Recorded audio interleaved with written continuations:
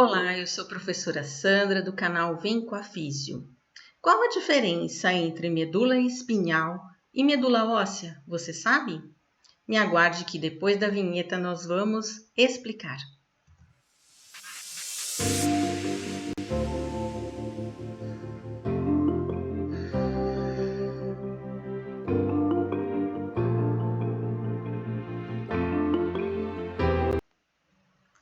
Sim, existe muita diferença entre a medula espinhal e medula óssea. Hoje nesta aula você vai aprender um pouquinho sobre isso.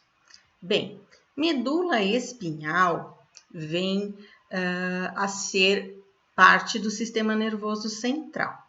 A palavra medula quer dizer miolo, né? O que está dentro de alguma coisa. Então, existem outras medulas no nosso organismo. Por exemplo, existe a medula renal, que está dentro dos rins. Dentro do baço também tem uma região de medula. E nós temos a medula espinhal, que está dentro de um canal vertebral formado por vértebras da nossa espinha dorsal. Trata-se de um tubo cilíndrico que na pessoa adulta, vai preencher parte apenas desse canal vertebral. Vai medir aí aproximadamente 45 centímetros em média. Há pessoas que ela é um pouquinho mais longa e outras é um pouquinho mais curta. Durante o desenvolvimento fetal, até o 4º mês de gestação, a coluna e a medula espinhal crescem de modo praticamente simultâneo. Então, ela vai ocupar todo o canal vertebral no feto. A partir daí, o crescimento é diferente. E como que ele é? O esquema de crescimento vai diferenciando essas estruturas. Até o 4º mês, os ossos acompanham a mais ou menos o mesmo tamanho da medula espinhal. A medula, na verdade, acompanha. À medida que os meses vão passando, os ossos tendem a crescer em uma proporção muito maior. E a medula não, ela vai sendo alojada dentro do canal vertebral, permanecendo depois de uma maneira bem distanciada do crescimento dos ossos, ok? Isso faz com que os ossos tracionem, formando ângulos entre as raízes nervosas que vão sair da medula. Resumindo, o esquema de crescimento é diferente a relação entre osso e tecido nervoso que vai se desenvolvendo.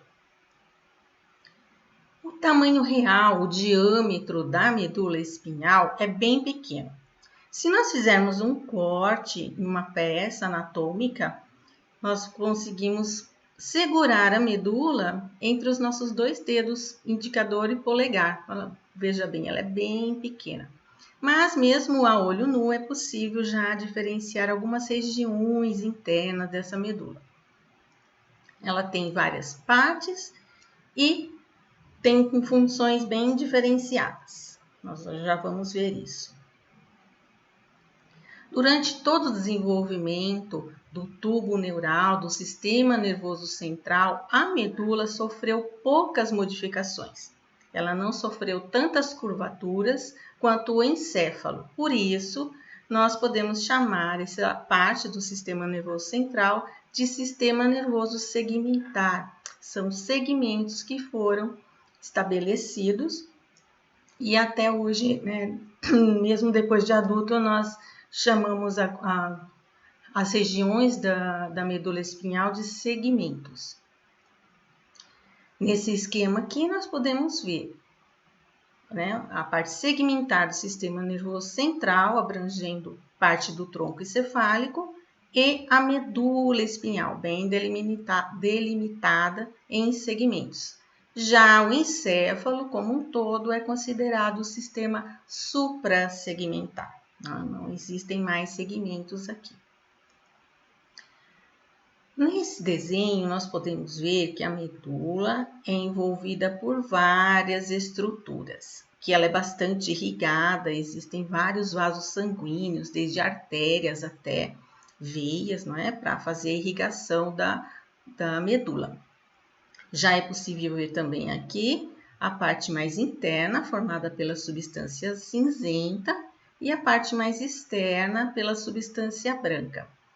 São várias aglomerações ou conjuntos de axônios que estão distribuídos aqui na região da substância branca, que recebem vários nomes, dependendo se está chegando do sistema nervoso suprassegmentar ou se está saindo aqui do sistema segmentar. Então, aqui é uma parte, alguns segmentos medulares, onde nós vemos as raízes também nervosas sendo formadas aqui, sendo unidas para formar os nervos, ok? Então, nessas regiões de substância branca, existem vários tratos ou fascículos, ok? Conforme a região específica, recebem nomes específicos. Ela também tem início em uma região bem delimitada no sistema nervoso central, a qual nós chamamos de decussação das pirâmides, e vai terminar no nível de L1 e L2, relacionados com as vértebras, ok? Isso tem uma importância clínica porque nós podemos fazer anestesias e exames com segurança, sabendo onde ela começa e onde ela termina, porque não devemos fazer punções de agulhas, por exemplo, que vão chegar até a medula. Isso vai causar uma lesão. E também serve para diagnóstico e prognóstico em casos de lesão, traumas medulares, né, por exemplo, ou algumas afecções do sistema nervoso que vão acometer a própria medula. Nessa figura aqui, nós vemos o nosso encéfalo e a parte de tronco encefálico. Aumentando, nós vamos ver aqui a ponte, o bulbo com suas pirâmides. Essa região do bulbo é chamada de pirâmides. E logo no finalzinho dela, existe a decussação das pirâmides. O que é isso? É um cruzamento de fibras. Decussação quer dizer cruzamento de fibras. Essas fibras, aqui nesse esquema, nós vamos se cruzar aqui no bulbo e elas vêm lá do córtex cerebral. Então, várias porções de axônios se unem, formando vários tratos, e eles vão caminhando em direção à medula espinhal. Chega nessa região da decussação, no bulbo, elas cruzam, uma parte grande cruza, a outra parte segue do mesmo lado. É por isso que o lado direito do hemisfério controla o lado esquerdo do corpo e vice-versa, ok? Então, nessa decussação das pirâmides é onde inicia a nossa medula espinhal. Nesse outro esquema, nós vemos, então, já lá dentro do encéfalo, ela começando, né, a partir do bulbo, na decussação das pirâmides, e vai seguindo até a região de L1 e L2. No segmento final, distal da medula, existe uma região que nós chamamos de cone medular, onde ela vai se afilando para terminar no nível de L1 e L2. A partir daí, as raízes que estão ainda envolvidas por envoltórios, aos quais nós vamos ver adiante, é chamado de cauda equina. Então, nós concluímos que a nossa medula espinhal no adulto não vai estar abrangendo todo o canal vertebral. Então, ela faz só de C1 até aproximadamente L2, ok?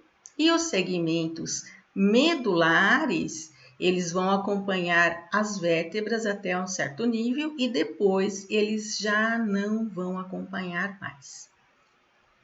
O que vem após o cone medular é a região de cauda equina.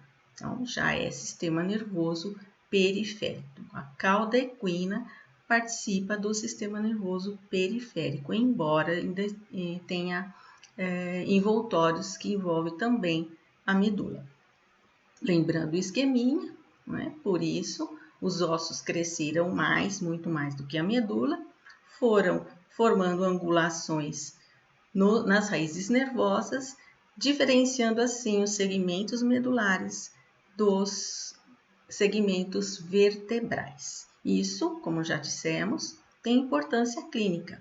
Quando um anestesista vai fazer uma aplicação ou a coleta de um exame, e ele tem que ficar atento para fazer a inserção da agulha abaixo de L2, justamente para não lesionar a nossa medula espinhal. Não é? Abaixo de L2, geralmente abaixo até de L3, para ter bastante segurança. A medula espinhal também apresenta algumas dilatações, as quais nós chamamos de intumescências. Existe a intumescência cervical e a intumescência lombosacral. A cervical é formada pelos segmentos medulares C5, C6, C7, C8 e T1. Daí vai formar o plexo braquial, que vai inervar todos os segmentos de membros superiores. E a intumescência lombar, lombosacral também, vai formar o plexo lombosacral, que vai de L1 até S4, com participação do segmento T12, ok? Então, são regiões onde há uma aglomeração maior de corpos de neurônios, de números de neurônios, justamente devido à função de membros superiores e inferiores, sendo que no humano a intumescência cervical é maior do que a intumescência lombar em proporção neuronal, justamente devido às nossas funções de membros superiores. Só no humano que nós temos detalhes de movimentos de dedos, né? Temos o movimento de pinça muito específico do ser humano. Neste outro desenho, nós vamos ver a medula e a sua correspondência com as vértebras numa vista lateral, sendo que nós temos 7 vértebras cervicais, porém 8 segmentos medulares cervicais, daí formando pares de nervos cervicais. O primeiro segmento emite uma raiz para formar o primeiro nervo cervical. Então, nós temos segmento C1, C2, C3, C4, C5, C6, C7 e C8. C8 vai passar abaixo de C7. E podem perceber que a angulação das raízes nervosas vai aumentando.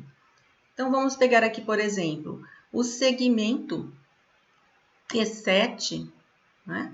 Aqui, segmento T7, vai estar bem mais abaixo em relação à vértebra. Eu vou passar aqui para baixo de T9, perto de T9.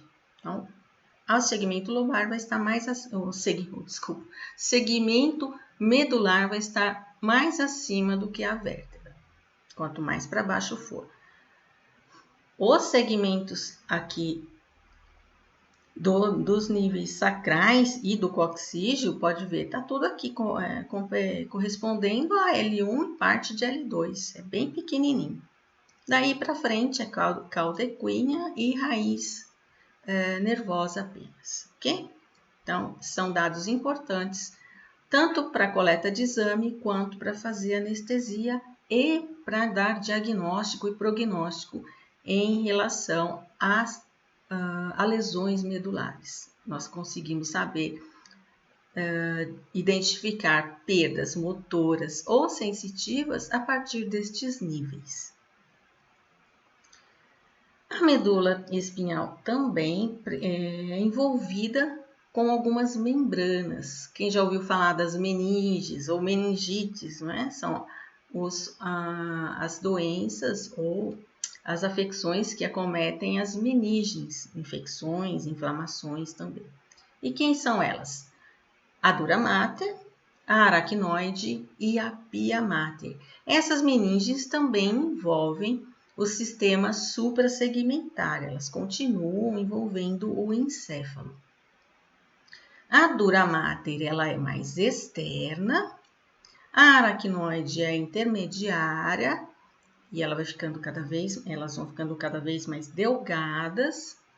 E a pia mater é que tem aderência exatamente com a medula em si, né? A que envolve mais diretamente a medula, as estruturas dos axônios aqui da medula espinhal.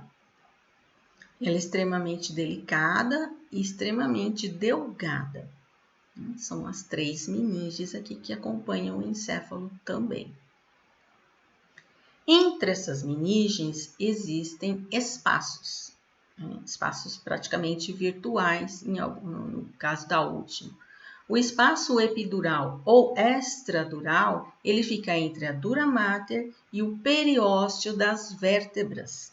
Cada vértebra da nossa coluna vertebral é envolvida por periósteo, que é um outro revestimento, o tecido conjuntivo protetor das vértebras. Então, entre esse periósteo e a dura mater, nós temos o espaço epidural, é onde é feita algumas das anestesias, né? A anestesia epidural, por exemplo. Entre a dura mater e a aracnoide, temos o espaço subdural. E entre a aracnoide e a pia mater, tem o subaracnoide ou subaracnoide. É onde há uma quantidade maior de líquor, é nesse espaço que é feita a coleta de líquor para exame no caso de suspeita de meningite, por exemplo. Então, esse espaço é o espaço entre a aracnoide e a pia mater. Esse esquema acho que fica mais fácil de entender. Então, para fora da dura mater, o epidural, abaixo e entre ela e a aracnoide, o subdural, e entre a aracnoide e a pia mater, o subaracnoide. Ok? Então, são espaços onde os anestesistas, os médicos, fazem ou coleta de exame ou aplicação de anestesia. Funções de modo geral na medula. Então, a parte posterior é sensitiva e a parte anterior da medula é motora, ok? Nesse esqueminha, nós vamos ver onde estão os motoneurônios inferiores, ou seja, aqueles neurônios responsáveis por motricidade, por movimento. E por que inferiores? Porque eles estão na medula. Existem os motoneurônios superiores que estão no córtex cerebral e fazem comunicação com estes daqui. Eles estão localizados na região de substância cinzenta da medula, chamada de corno anterior. E eles vão emitir os seus axônios, né, formando a raiz nervosa anterior, que vai se unir com a sensitiva posterior, para chegar em fibras musculares para ocorrer as contrações musculares. Então, eles estão aqui no corno anterior da medula. Essa é a parte motora, a função motora da medula espinhal, basicamente. Existem outros elementos, por exemplo, interneurônios e outras estruturas que vão auxiliar nesse comando aqui, que são mais superiores.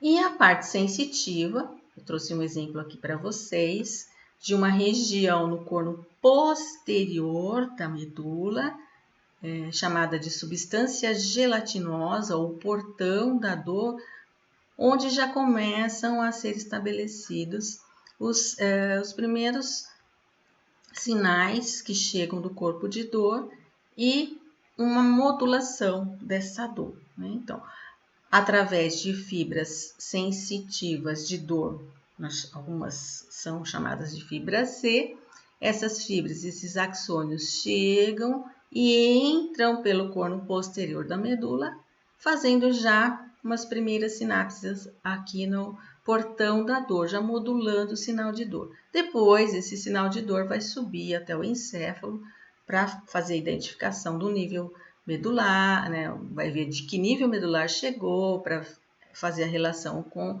onde está o problema que foi gerado por algum evento causando a dor. Então, essa é a primeira instância de modulação da dor que nós temos nos nossos níveis medulares. Há uma diferença também na distribuição de substância cinzenta e substância branca conforme os níveis medulares. Vamos ver alguns exemplos aqui. No C5, nível C5, nós vemos que substância cinzenta e substância branca são praticamente iguais, né? A composição. Já em T12, substância branca predomina mais do que substância cinzenta. Em T2, perdão. Em T8, isso vai sendo mais registrado ainda. Depois, essa substância cinzenta também vai aumentando nos níveis lombares. Já em L1 já aumenta bastante. L2 nós temos o contrário, mais substância cinzenta do que branca. S2 também, S3 mais ainda. Então, resumindo, há diferenças na distribuição da substância cinzenta e substância branca, conforme o nível medular. Isso tem relação com as funções de cada nível. Okay? E lembrando também, substância cinzenta se refere aos corpos dos neurônios e a substância branca aos axônios dos neurônios, que estão aqui nessas regiões do sistema nervoso central. Agora a nossa questão, né? Qual a diferença entre medula espinhal e medula óssea? Bem, até agora nós falamos da medula espinhal, esse componente importantíssimo do sistema nervoso central, que está alojada no canal vertebral. Esse canal vertebral é formado pela conjunção das vértebras da nossa coluna vertebral. Então, é um canal externo às vértebras. Há orifícios em cada vértebra e uma sobreposta à outra forma esse canal onde a coluna, onde a medula espinhal está alojada. Então, é parte do sistema nervoso central. Já a medula óssea é completamente diferente. A medula óssea ela é composta por células tronco hematopoiéticas e estão dentro dos ossos, ok? O que é isso? Essas células elas são capazes de se diferenciar em outros tipos de células do sangue. Então, nossos ossos planos, aqui nós temos o exemplo do fêmur, uma região do fêmur. Então, o miolo do fêmur, né, a medula óssea do fêmur, produz essas células tronco aqui, que vai se diferenciar conforme a necessidade do organismo. Isso tudo ocorre via vasos sanguíneos, no modo natural. Porém, numa situação de punção, onde a pessoa vai fazer doação de medula óssea, a punção é feita principalmente nesse osso aqui, o ilho, retirando o material, então células tronco hematopoiéticas de dentro do osso. Então, é tecido hematopoiético, ou seja, do sangue, ok? Então, essas regiões internas dos ossos, grandes ossos, né, fêmur, ilho, tem uma grande produção de medula óssea. E é aqui que é feita a punção para fazer a doação de medula óssea, ok, pessoal? Então, é muito diferente. Medula espinhal não se doa, jamais. Não podemos fazer introdução de agulhas aqui, porque vai lesionar. Mas a medula óssea não tem problema algum, pode ficar tranquilo, não vai te causar nenhum tipo de lesão. Importante também lembrar que se você for doador, não é aconselhável você fazer só o cadastro.